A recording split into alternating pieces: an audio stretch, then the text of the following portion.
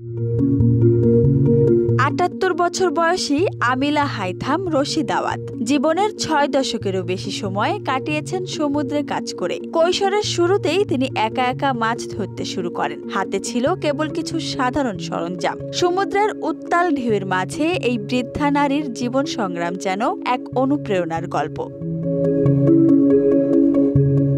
আমিলার জীবনের গল্প শুধু টিকে থাকার লড়াই নয়, ভালোবাসা ও সহমর্মিতারও গল্প। বহু বছর ধরে আমিলা নিজের জীবন উৎসর্গ করেছেন পথের বিড়াল ও কুকুরদের যত্ন নেওয়ার কাজে, যাদের তিনি নিজের পরিবারের সদস্য মনে করেন। আমিলা ইয়েমেনের উপকূলীয় শহর এডেনের সমুদ্রে একটি ছোট নৌকা বেয়ে মাছ ধরেন। তীরে ফিরলে তার পোষা কুকুরগুলো ছুটে এসে তাকে স্বাগত জানায়। যখন তিনি হাঁটেন, কুকুরগুলো তার পিছু পিছু হাঁটে। অনেক সময় ওরাও আমিলার সঙ্গে নেমে পড়ে সমুদ্রে। আমি 14 বছর বয়স থেকেই মাছ ধরছি। আমার বাবা আমাকে সঙ্গে নিয়ে যেতেন। তখন আমি তার সঙ্গে জাল ফেলে মাছ ধরতাম। যদি কোনোদিন মাছ না পাই, তাহলে প্লাস্টিক বোতল কুড়িয়ে বিক্রি করি।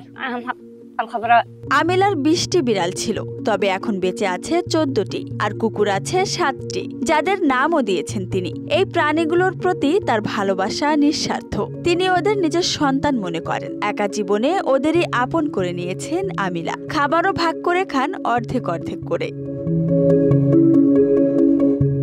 সৈকত ঘেরা এই শহরেই জন্ম নিয়েছে হাজারো জেলে পরিবার, কিন্তু আমিলা তাদের মধ্যে ব্যতিক্রম। ৭৮ বছর বয়সেও সমুদ্র তাকে থামাতে পারেনি। একাই টেনে চলেছেন জীবনের ঘানি, সাথে আরো কিছু অবুঝ প্রাণীরও দায়িত্ব নিয়েছেন হাসি মুখে। বিশ্রামহীন পরিশ্রম আর মমতাময়ী হৃদয়ে এগিয়ে চলা এই নারী যেন এক সমুদ্র কন্যা।